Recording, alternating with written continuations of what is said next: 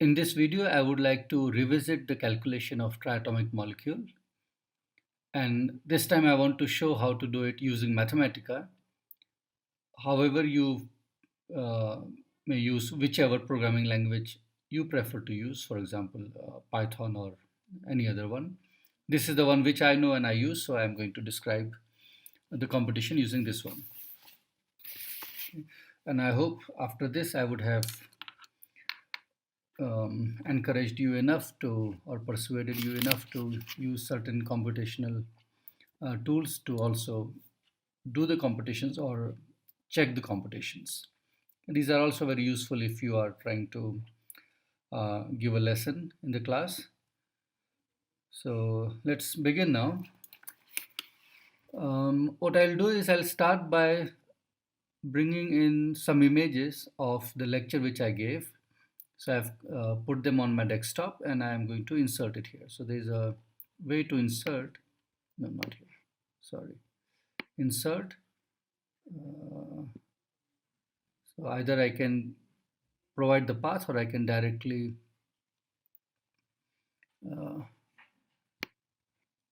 I'll show you how to do it. So we go here. So this is one of the files. I bring it here. Okay. So you see it is more like a document to me now, where not only I have calculation, but I have, for example, the notes. Okay, so this is what we were talking about triatomic molecule earlier. And here is the matrix U. Let me input this matrix. So I should come out of this cell and let me define matrix U to be. I have to input an array, sorry, a matrix, which is also an array. So I start, because I'm going to have 3 rows or 3 columns, I put it like this. So first row is k minus k0. So k minus k0. Second one is minus k 2k minus k. And third one is 0 minus k comma k. Okay, I'm not sure whether you can see it nicely, so I can try to do formatting. It appears to be slow. Let's see. No, maybe I should select first. Nothing works. So I don't know. Okay, so I can show you this way. So this is what I have input here. Okay, now let's shift enter. Okay, let's see whether all good by putting it in matrix form. It automatically shows you the option. So I put it like this, I give it here, and now I can compare with what I have here in the slide. K minus k0 minus k2k minus k0 minus k. So okay, this is fine. Okay, now let me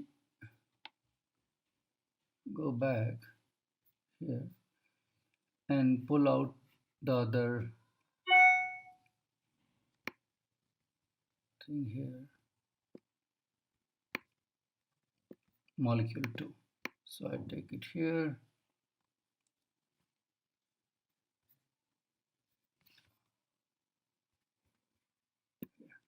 Let's see.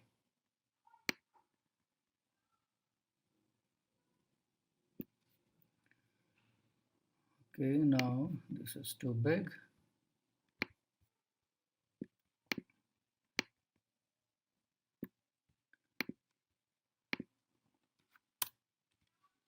Okay, now if you see here, you will recall that now I have to multiply the matrix U, which is here in the center, with these two diagonal matrices, which contains the 1 over square root of the masses.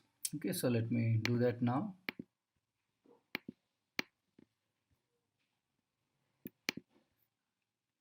So here I will remove the matrix form, otherwise it will not manipulate. So I shift enter again so that it is the correct expression is loaded. Now I define U prime. So remember, this product of these three matrices is what we were calling U prime. So I say U prime is equal to, okay, before I do that, let me first define this matrix. Let's call it mass matrix, okay, which was defined to be this. So what is that? Here if you see, 1 over square root of m1, this piece here in the image here. Okay, so I define 1 over sqrt m1 0 0 0 1 over sqrt m2 0 0 1 over square root m3. Let's reduce the size a bit. Okay, m3. Okay, let's check by putting matrix form.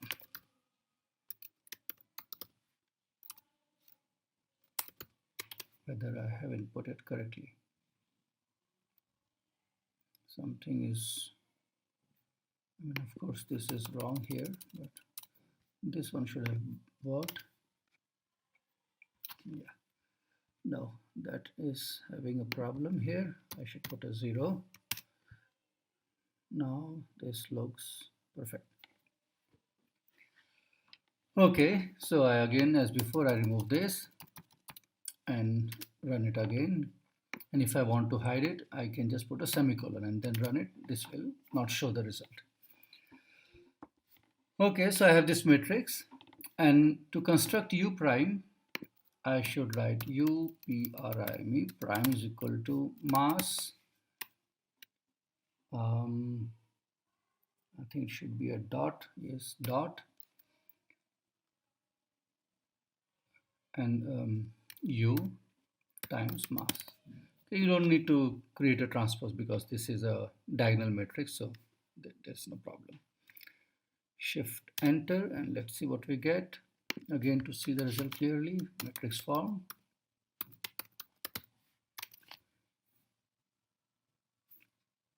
Okay, that's the matrix which we have. Let me see if I have my older note. Okay, anyway, so that's the M prime, sorry, U prime. Now, in the lecture, I had identified M1 and M3 to be small m and M2 to be capital M. Okay, so that's what I'm going to do now. So here, let me remove this again. That purpose, it has served the purpose. Let me put slash dot, meaning I'm going to replace. And M1 is replaced by small m. M2, the middle atom, has a mass capital M. And the third one has a mass m small m. Okay, so these are the replacement rules I have given. And let's see.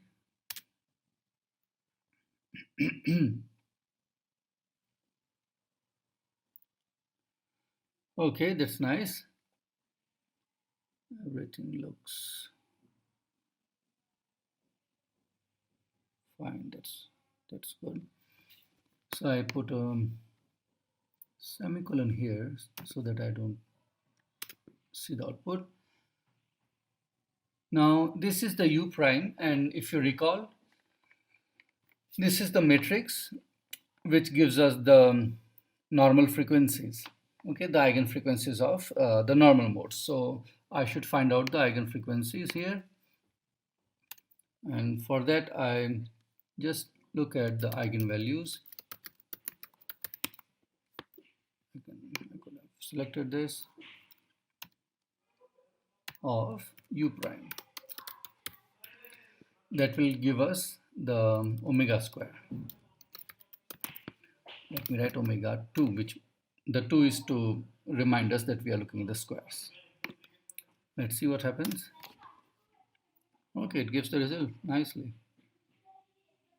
That's very nice. How did that happen? Because others had to struggle to simplify. But anyway, my students in the class were anyway. Okay, so these are the omega squares, and if you take the square roots, you will get the frequencies. Let me just try to can it produce simplify. Let me simplify here. See if something happens. Yeah, this is more familiar. Okay, this is what we have already seen in the lecture. So you get the frequency here. Let's keep it that way and not hide it. Okay, so as far as the frequencies are concerned, this is the result. Now I go to another block here, and now I want to find the normal coordinates, and for that I will have to find the eigenvectors of u prime. Okay, so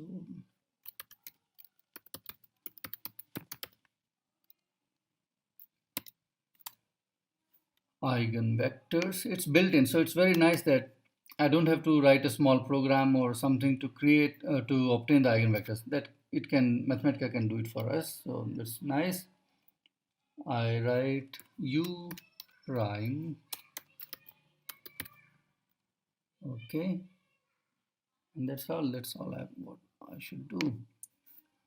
Eigenvectors,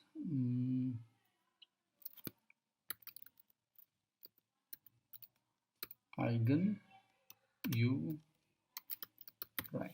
Okay, that's the name I'm giving this to this expression. Let's see.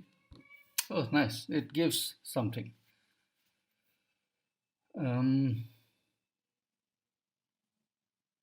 That's good. Let me see if I put a simplify, whether it can put these two capital M and small m in one square root. Simplify.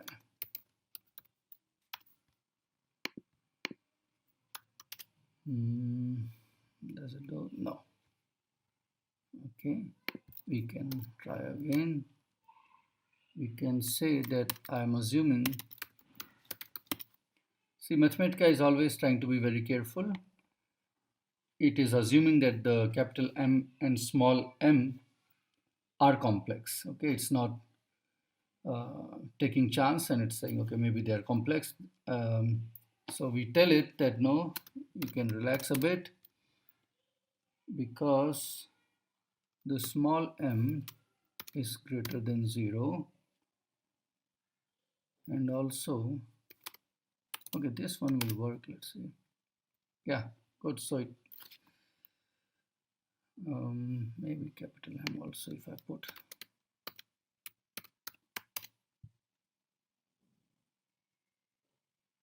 Okay, so I have done something wrong. Probably I should have done this. Yes. Yeah, now this is good. So this is correct.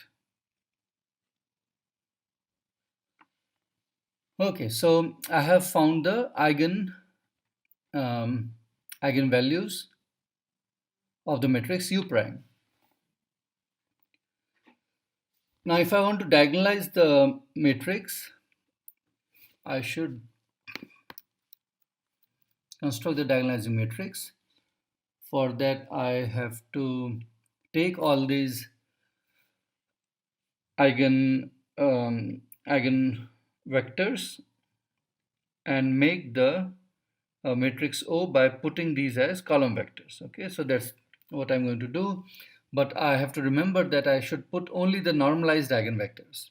Okay, if they are not normalized, I am not going to get the orthogonal matrix O. So let me first normalize this, and nice thing is that Mathematica has this function also as built-in function. So I just put normalize. Okay, and what should I normalize? I should normalize ERGEN. See, it's better if I copy paste this thing. Otherwise, I may introduce a strap. Okay. Let's see whether it works. I think it will not work. Let's see. It doesn't work. So it says the first argument. I hope you can see. I'm sorry, I didn't enlarge it. Okay, now you can see whatever I've done till now. So it is saying the first argument is not a number or a vector, which is true because I have given it a array rather than a vector.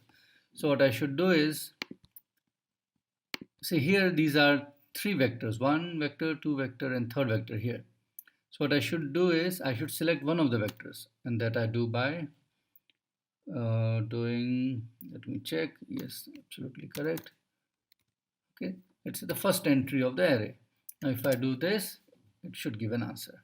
Again, Mathematica is trying to be very careful, and we can again tell it to be a bit relaxed by telling, let me check. I don't know whether this will work. Let's see. Assumptions. Again, the same thing. Copy and paste here. Let's see whether that works. Oh no, it doesn't work. Okay, I will remove it. And this is fine anyway. Now I say simplify. And that simplify I can bring with these assumptions. So I copy paste this thing. I could have defined this as a rule and could have used this, but anyway, for now I will just copy paste. Okay, that's good. Let's see. Okay, so better than before. So now it's not worried so much about whether it's complex and it's taking the square root of complex number. It happily puts everything under the square root. Okay, that's nice. Let's see. Now I should get all the three. All the three I want to normalize. So n1 is the normalized eigenvector 1. I can just copy paste this. Of course, you can do it in a much better way, but I can just do simply here. And 3. You see, it shows in blue if it has not been executed. Now I will run all the three, and let me see that is correct. That's good. Okay, so we have this result now for these three eigen vectors which are normalized. Let me hide the results. I put it like this. Now I construct an orthogonal matrix which I will call O. I hope it is not something built in. Let me see, just to test O equal to 1. Does it work? It works. No, O is protected. See, it says that symbol O is protected, so I should not use this. I can define O matrix. Then it's fine. Now I can write it as, so my matrix, O matrix, which is what was in the notes called O, was this matrix. And the entries are the vectors N1. I think I'm doing a mistake. I should not put all this. N1, comma N2, comma N3. Okay, let's see. Yeah, I do get a matrix. Let me put it in matrix form.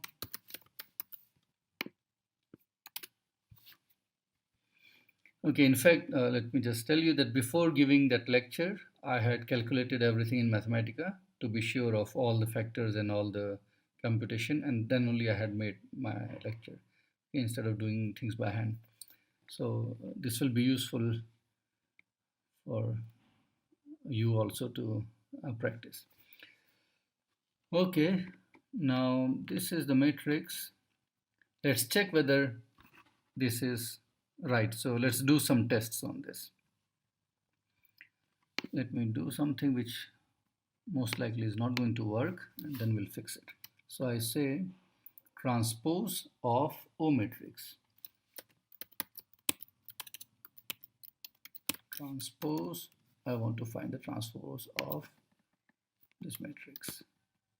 Let's see whether it works. It should not. Oh, it worked. No, it didn't. You see, it just left behind transpose here. And the reason is this matrix form. So I should remove it and do a shift enter. I cannot see it, but I cannot see it nicely now, but the computation will happen now. Okay, this is nice. So I've got the O matrix, orthogonal matrix, and its transpose matrix. Let me hide the outputs. Okay, I'm not going to, I don't really need to see them. No, I should have given a name here. O matrix T. Okay, that is what will be. Okay, now I should run it again. Now let's check whether the matrix which I have constructed, it is really orthogonal. Okay, so I should get O matrix dot O. See, it already shows us. I should get unity. Oops, it does not. Most likely it is correct. Let's see. Okay, it doesn't look like everything is good, but I will, let me call it, we just simplify. Let's see whether it works.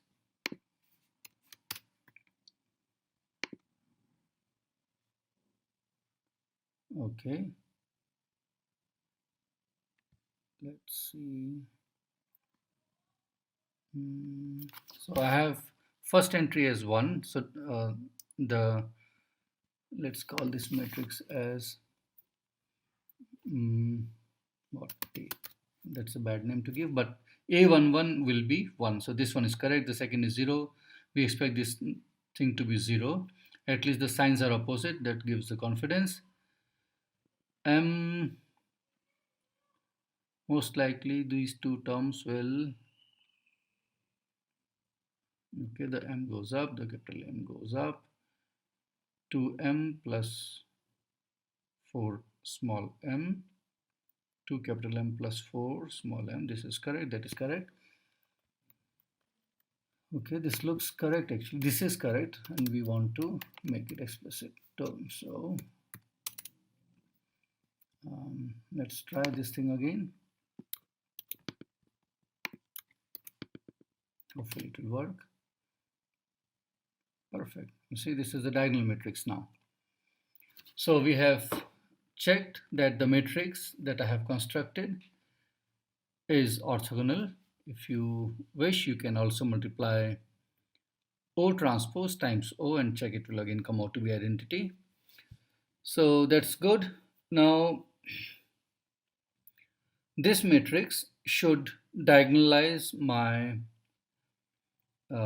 u prime, and if I remember correctly, that is what we call lambda. Okay, so let's use lambda. Let's create a new lambda is equal to O matrix transpose O matrix T times U prime, I think I called it, yes, times O, if I have done everything correctly, I should get a diagonal matrix. Okay, and the diagonal entries should be the omega squares, which we have already calculated. This thing here, omega 2. This is what I should expect. Let's see whether that happens. Okay, it is not looking very nice, but now we have a lot of experience. I should just simplify it. Okay, and again, as before, with those assumptions. Let's see. Yes. Oh no. What happened? What it is worried about?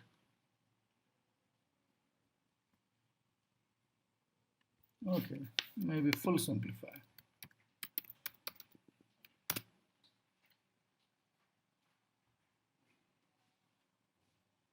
Not looking good. Actually, this is not at all looking good. Let's see what has gone wrong. O matrix. Could it be this? Let's check.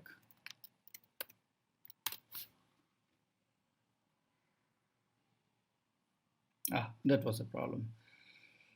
So I should have written O U prime O transpose, and I had done the opposite thing.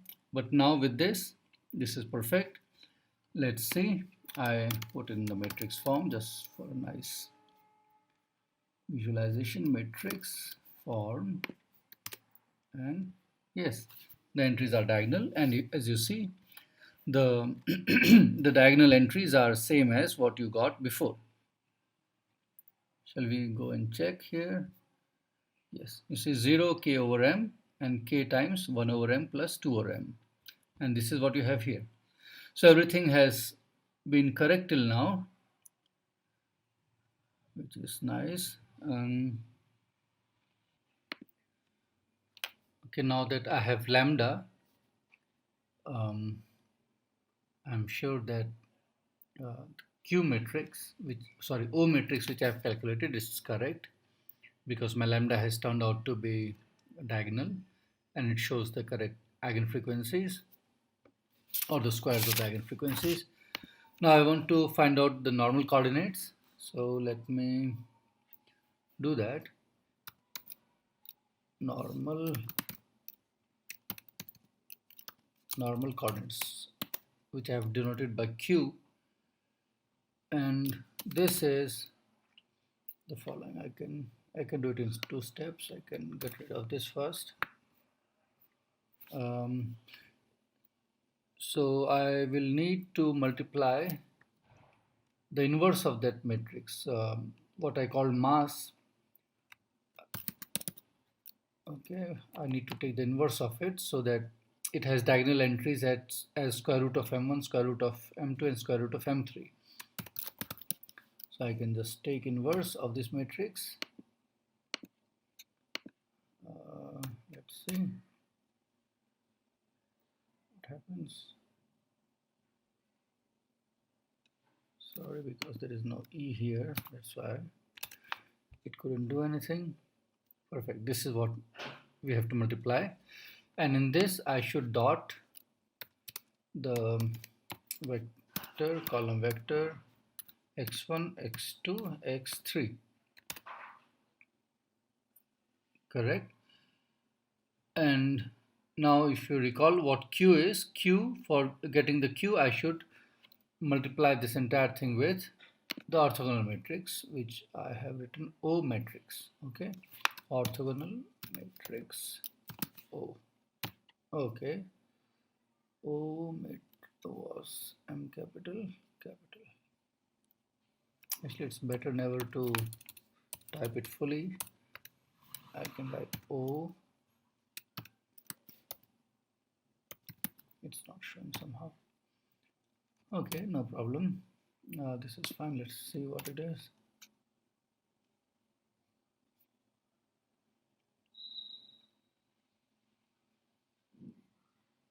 Okay, and one problem is because our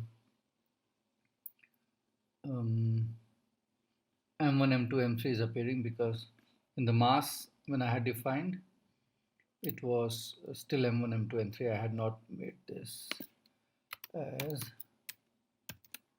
small m and capital M. So let me do that now. M1 is M, the middle one was capital M, and M3 was again small m. Let's see what happens now.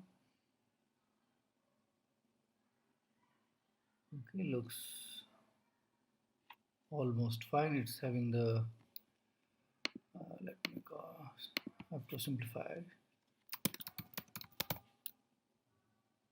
with the assumptions.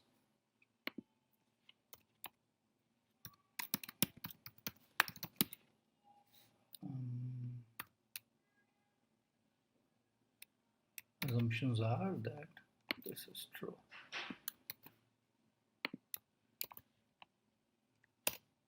Let's see.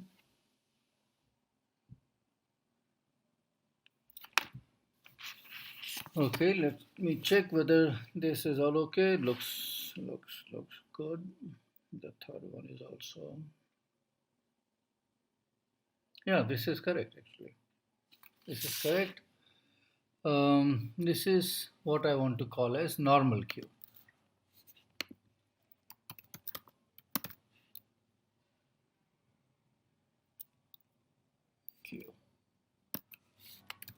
So I just run it again so that's stored.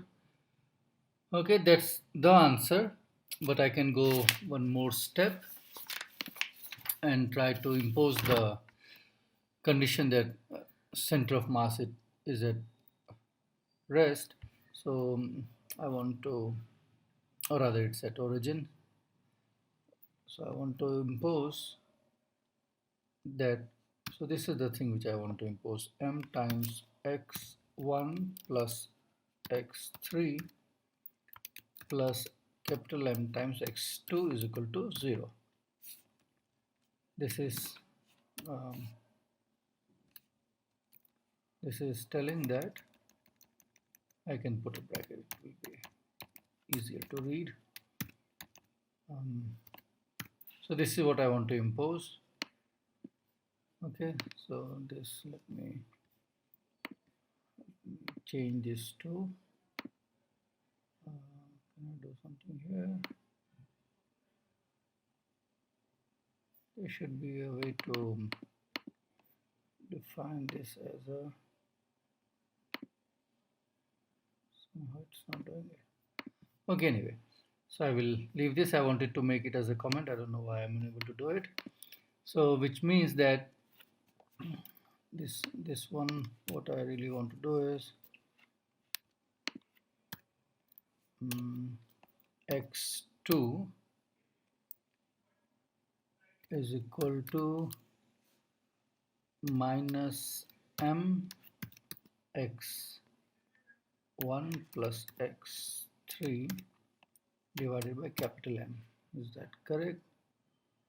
x2 is minus m x1. Okay, this is what I want to impose. So let me remove this line. It's not necessary. There's a way I have to put a comment. You can just put like this. Okay, you can put between these, you open a round bracket with a star and close it again with a star and a round bracket, so that becomes a comment. So this is what I want to do. So in the normal Q, I replace x2 by this. Okay, let's see what happens. Okay, that's looking, of course, good. One of the coordinates have become 0, which corresponds to the center of mass. Let me simplify a bit. SIMPLIFI. Let's see what happens. Okay, perfect. Now we can see very neatly. Let me give it a name, normal coordinates.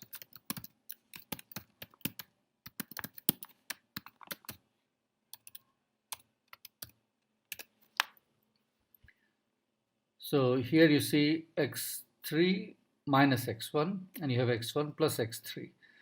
So these correspond to your asymmetric and symmetric modes.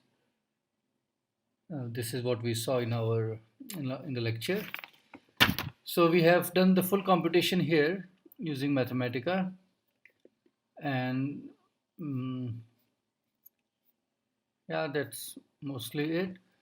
And you can also try to do other problems. For example, when you are looking at the inertia tensor for rigid bodies, again, if you are given a rigid body, you can look at what its inertia tensor would be and try to find the principal moments, find the principal axes using Mathematica or whatever other programming language you prefer. So yeah, I would encourage you to use one of these languages or programming languages to do your computations. Okay, I'll stop this video here and see you in another video.